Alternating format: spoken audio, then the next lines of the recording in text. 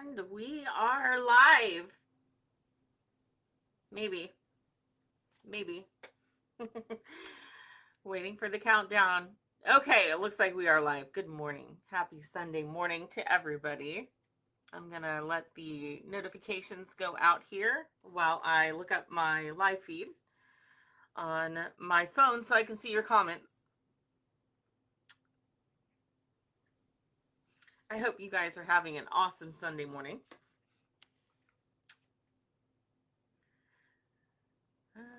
Let's see. There we are.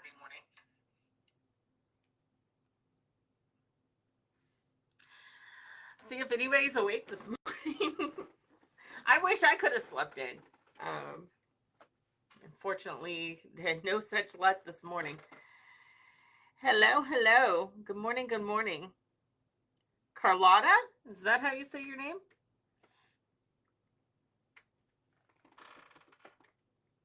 But yeah, as you can see, I am back here in the Midwest Road Rescue office, and I've been down here for a few hours already working. I'm getting ready to go through all the wave of applications that we got in over the last 24 hours, which is great. You guys are awesome. I'm going to be going through all of those and seeing if I can get you guys placed with our team and making money out there. So that will be phenomenal. Biggest thing I wanted to bring up this morning was as you've seen the last few days, we've been focused on doing videos and talking about the company growth, what we do as a company, and we've just been completely ignoring this harassment that's been occurring on our company. And despite being focused on the growth and connecting with you guys, we are continuing to receive a huge wave of harassment online. As of this morning, James Maynard has destroyed our Yelp page. We were down to 2 stars from like 5 stars on Yelp. And he posted fake reviews using multiple accounts, and we were down to 2 stars. He has made the statement prior that he is not going to stop until we are homeless, we're on the street, and we don't have a business and can't live it or exist anywhere. And so obviously that's a non-negotiable. Just to recap for you guys on what happened, and then I'll talk about the videos we released this morning and why we released them. So we show up. This is an ex-contractor. He was let go for yelling racial slurs at an account of ours, one of the representatives, and then also yelling insensitive slurs towards gay people. And by insensitive, I'll just be blunt. He said faggot, in other words. I mean, yelling this in public, causing a disturbance. He was ultimately let go. He broke communication with us altogether and still had our vehicle. And so we had reached out. One of our managers was concerned based on some statements he had made before he cut communication with our company when he was being let go. And he was concerned that he might hurt himself. And so he contacted Joplin PD to do a welfare check on him, because we don't want anybody to get hurt. You know, we didn't know why this guy went from, you know, he was doing well as a contractor initially, and it was like overnight just something snapped, and we're just like, wait. I laughed when the team first told me what happened with the account and what he had said, because I couldn't like, Maynard? He did that? Like, really? There's no way. Yeah, he sure enough did. So we didn't want anybody to get hurt. And so our manager in a different region reached out, neighboring region to Joplin, reached out and requested a check the well-being, is what it's called in law enforcement. That's where they just check on you. They make sure you're okay, you're not going to hurt yourself. And it was in no way... What was that? 100 stars. Thank you, Aiden. Thank you so much. I didn't even know what that noise was. I'm not used to this live thing. So I'm like, Lord, oh Lord. Hallelujah, the heavens have opened. But yeah, so we were concerned. It was in no way retaliatory. We just didn't want somebody to get hurt. And so we did our due diligence, contacted law enforcement. They checked on him. In retaliation, though, James Maynard contacted the police department where our supervisor was at and told them that he was about to King Ida Lincoln himself, and causing police to race in back to his residence. So ours was not retaliatory. We were legitimately concerned about a former contractor that might hurt himself. And so we contacted law enforcement. They checked on him, and then he retaliates by contacting PD, making up a story that our manager was suicidal, which was completely bogus. When police, they realized that was bull crap. I'll try to clean up my language on here. And anyway, afterwards, I was contacted by our manager, who was concerned that he's not going to return the vehicle because he had cut communication with us at that point. So Tori and I made a surprise trip down there because, like I said, he wasn't answering our messages after once we got to the first welfare check. So we're concerned he's going to smash our vehicle, hide it, drop it off a cliff or something. And so we responded down there. We notified initially Joplin PD. I'll let them know we're requesting a check the well-being, or not a check the well-being, civil standby is what they call it, while we repo a vehicle. They said it's not in their jurisdiction. So they forwarded us to Jasper County Sheriff's Department, who also said it's not in their jurisdiction. So they forwarded us to Newton County Sheriff's Department in Missouri. They told us it's not their jurisdiction. At which point, and I've got the whole phone call, I can release the entire, we released part of it already. But yeah, so I told Newton County, I said, okay, I'll make you a deal. Get right now, let's do a 3-way call with Joplin PD. And how about you tell Joplin PD that this is not in their jurisdiction? Because as of right now, we have a guy that we have reason to believe could go off and literally just lose it. And we're concerned about somebody getting hurt. And all we're asking is for a civil standby. So everything's safe. For you that don't know, that's basically the police show up, you stand there and look pretty. That's what we're asking. Make sure nobody gets hurt. And we'll be in and out of there. Well, anyway, they, instead of forwarding us to Joplin, the Newton County Sheriff's Office advised us that, okay, well, it's not really our problem, but we'll go ahead and send 2 deputies out and have them meet you at the house. And we're like, okay, great, cool. That way everyone's safe, everything's transparent, we've got multiple cameras going, blah, blah, blah. So we arrive at his house and no sheriff's department. So we ended up contacting the sheriff's office back, at which time they told us, yeah, that's not our jurisdiction. We never sent anybody in to begin with. So I'm like, okay, great. So every single police department has refused to even come out and stand by. And I'm sitting here with our vehicle feet away from us. So we did what was called, there's a lot of shit here. We did what was called, knock and talk.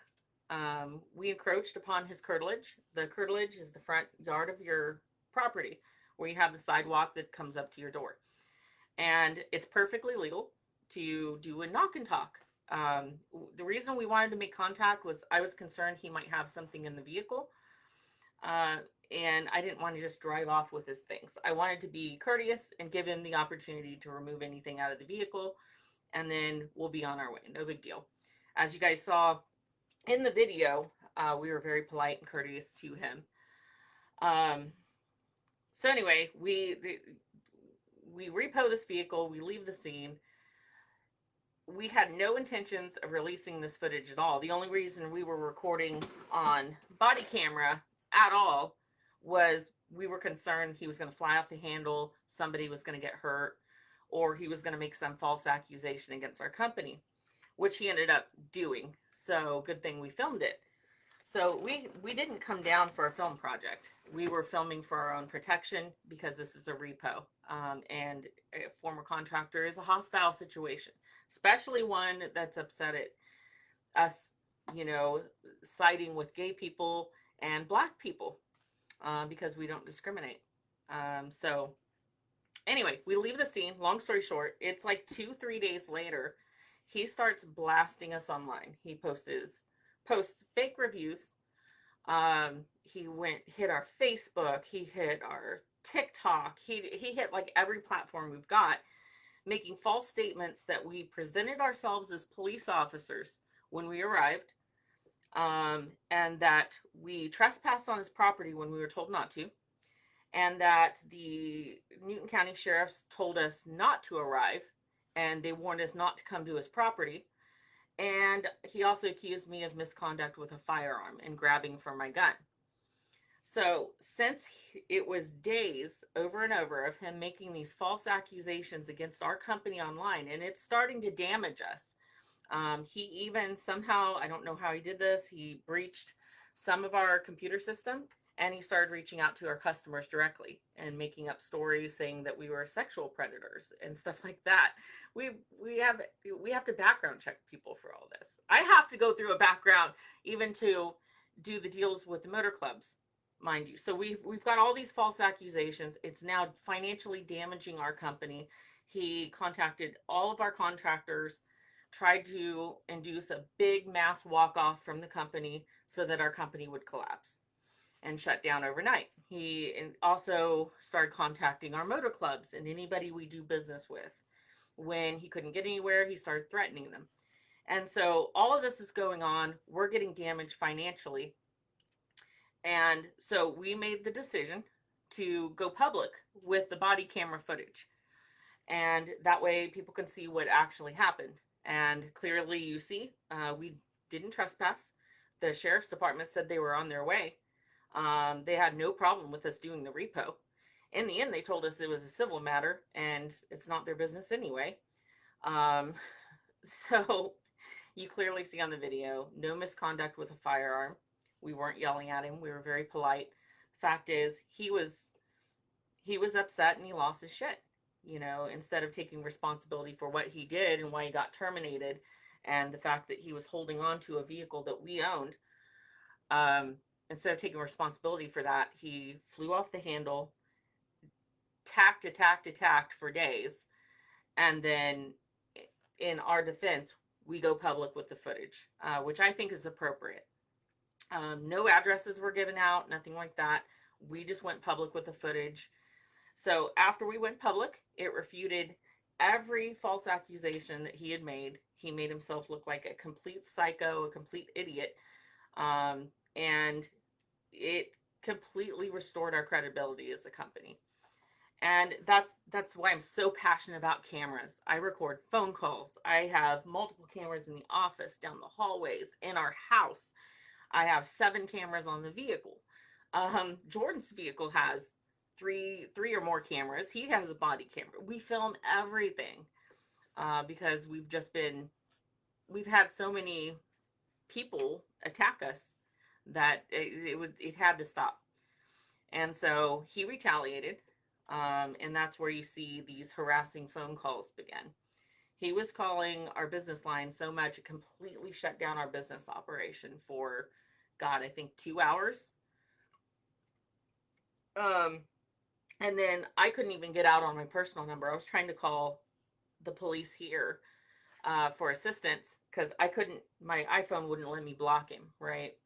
And so he's calling over and over and over. I can't even call out for help because he's calling so much. And so it just, that's what happened. And then the worst part, what you see in one of the last videos, was that once we went public with the body camera footage, once again, instead of taking responsibility for his own actions and his false statements against our company, he then fabricated a photo. He completely photoshopped it, showed me holding a firearm and pointing it at the public. He blasted that all over social media as if, hey, here's proof. She literally waved her gun around. prompting us to release more body camera footage and more of the footage that we have on what's really happening. He went so far as to contact the Newton County Sheriff's Office back, according to him, and he was making false reports that we were pointing guns at people, trying to get charges on me. He also contacted the Baldwin City Police Department here, where we're located, and I'm guessing he made a similar report. I know he called them immediately after releasing that photo. So this is what we've been up against. We've been damaged. Our credibility has been damaged. We've been financially damaged. We've fought back by releasing the actual footage and vindicating ourselves, showing no wrongdoing. We've released the police audio recordings where you hear different police departments tell us you did nothing wrong. You played by the book. You can legally encroach upon somebody's curtilage without a warrant or any legal paperwork and do a knock and talk. And you had every right to get your vehicle. And so, anyway, that brings us to today. Here we are. So we are still getting harassed as of this morning. He attacked the Yelp page, successfully brought it down to a 2-star, which is going to damage us further financially. The reason we're not going to court is I went through this with one guy prior that tried something similar to us. We tried to file in court. He dodged the paperwork servers.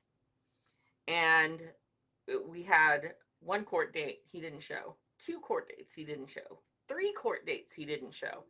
And we were told he's still dodging the paperwork servers. So I talked to the attorney. The problem with the Kansas court system here is when you file a civil suit, they by far, if this guy, like in Missouri, for instance, they would give you what's called summary judgment if the guy doesn't show. Not here. They want to give him every opportunity in the book. You'll be going to court dates for 6 months, maybe more. An attorney here advised us that the only way you're going to truly get somebody that's dodging a paperwork server, you're going to have to hire a private investigator, pay $5,000 a week. You're probably going to dump at least $30,000 into chasing the guy around until you finally catch him. Then you got to drag him to court. Then he's got to actually show up to court. And otherwise, you're just going to waste your time with all these court dates, which is hurting you financially because you can't be at your business. And then when you get to the end and the judge actually sides with you, they're going to give him a financial penalty. And what's going to happen is he's not going to have the money. And so then he's going to dodge that process. So as it was explained to us by multiple attorneys, there's really nothing we can do. Basically, you can sit here and take it, or you can go public with the footage you have. But trying to fight it in court is a waste of resources. You'll kill your business, in other words, trying to fight that shit in court. At least in the state of Kansas, unfortunately. And so here we are today. We're just going to continue going public with the harassment as he continues to make new false statements and accusations about our company. I think at this point, the general public realizes how nutty this guy is. He's literally lost his shit. He really needs to be in a institution somewhere, in my opinion. I hope he gets the help that he needs. Yeah, that's about as much as I can say about that. But as I said, we were trying to ignore all of this stuff, and it's in cases like this, you can't.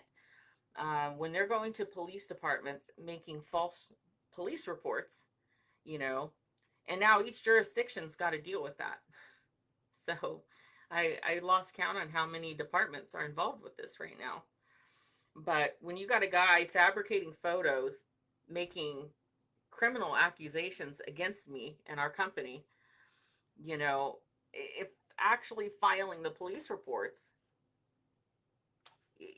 this is where we've got to go public with this, because next thing you know, we're just going to have him filming police videos and phone calls of him and sending cops after us, and people are going to be like, what the hell are you guys doing? So anyway, that is where we're at. Let's see. I've got a text here. That one can wait. All right. Hey, Barry. I see Barry Hollenbach. It's good to see you, Barry. Barry's been a long, long, long time fan. Many, many, many years. And I appreciate you so much. If you have permission, do you know what you are doing? I'm not sure what you mean by that one. Skylar says, sounds like dude needs to grow up and be a productive member of society. One could only hope, right? And that's the thing is like when this whole conflict started, he escalated his behavior after the first welfare check. Well, my question to you is, as a business owner, you've let somebody go, right? They've just lost their job and made concerning statements about hurting themselves. You have knowledge about this. Are you going to ignore it and allow somebody to hurt themselves? There's something called due diligence under law. We need to at least make, at minimum, a good faith effort to contact local law enforcement at that point and let them know, hey, somebody's saying some concerning things about harming themselves. We just let them go from the company, and we're concerned that they're going to get hurt. That's the reason that we did that. It was not ill intended. Um, it's a liability thing and it's a good human thing to do. And he took it as retaliation. That's when he escalated his behavior. We came down to get the car quickly and just get out of there. And then once again, that's where he escalated the false accusations against our company.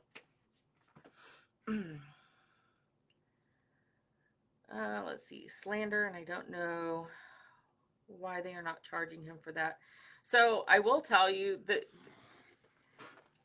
without going into, too many details I'm not supposed to talk about with ongoing investigations, I can tell you affidavits are being filed with district attorneys for charges. That's as much as I know. And it's not happening in just one location. I did get confirmation of that in multiple locations, multiple states, even because of the number of people that he's harassed in other states. He was also harassing a firearms dealer who was a fan of ours. He started harassing the chief that I was telling you about. We did the search and rescue mission on, and unfortunately, he passed away. And but we found him and we got him.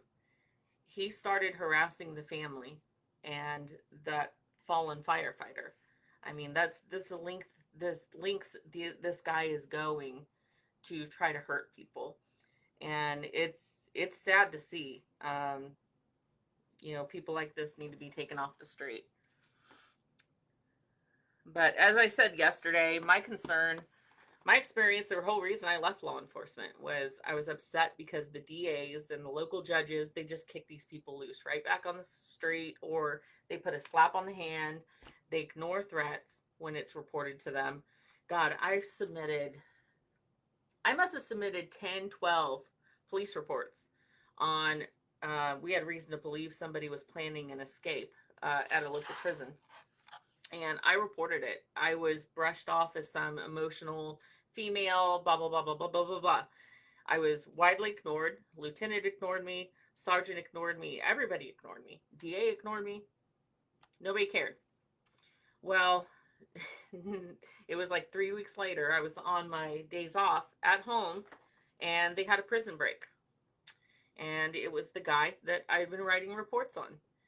But nobody listened. Nobody cared. I was made up to be, oh, that Brittany, she just flies off the handle with all kinds of stuff. And I'm like, I have hard evidence.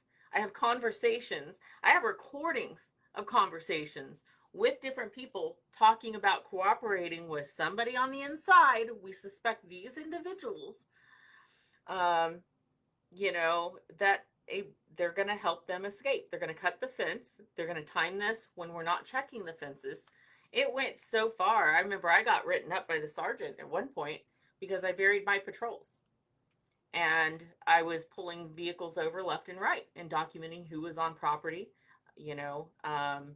documenting suspicious vehicles. And I find it quite funny that the one weekend that I'm off, that's when they planned the break. because they had too much heat from me on them with that. But I have very little faith in our court system. I really do. Um, I've just seen it time and time again. You know, the court system, the DAs, police departments, they don't take things seriously until after the mass, you know, shooting has occurred and people are hurt. And so that's why I'm trying to bring awareness to what's going on, the level of anger and harassment and things that are occurring, threats against our company. Skylar says, I'm actually in a situation where my ex, where she is unstable.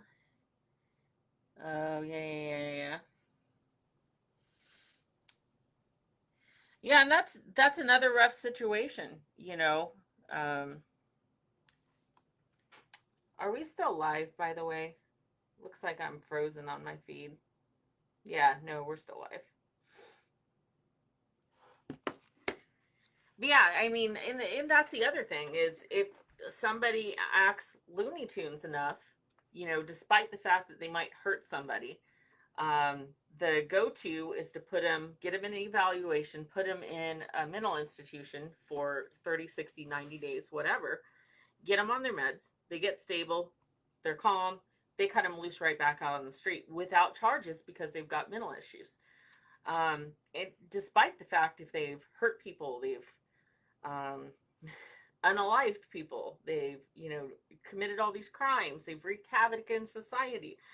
Um, some of these guys I saw when I was in law enforcement had, you know, they had 30 different cases like this where they had just hurt people, killed people, and in months they're back out on the street. It was so frustrating. Very, very, very frustrating. Do, do, do, do. Yeah, so like I said, I know there's a lot of ongoing investigations. I'm going to leave law enforcement up to that. That's their purview. We did our due diligence and reported the threatening behavior, the harassment that we've had.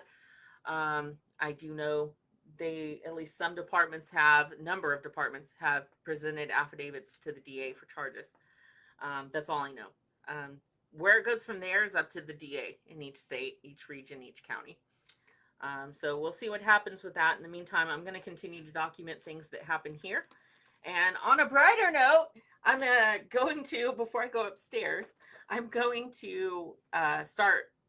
I was thinking of something else. That's for a later time. But yes, I'm going to go through our applications and go through all the aptitude tests. And I am going to be reaching out to a lot of you very, very soon. So definitely, if you haven't applied yet and you want to become a road tech with us, we're still hiring in Kansas City, Manhattan Junction City, Western Kansas. We're going to be hiring for places out there. We still need somebody for Lake of the Ozarks. I think that about covers it at the moment. But anyway, if you're in any of those areas, throw in your application, MidwestRoadRescue.com. And I would be happy to run you through the paces. It's a great company to work for. We're social people, as you see on camera. And unfortunately, antisocial people hate that about us, you know, because they don't like social. Social intimidates them. Social, and especially one big thing, as Tori brought up just a week ago, is that a lot of these guys, we had issues initially with this guy not liking women in authority.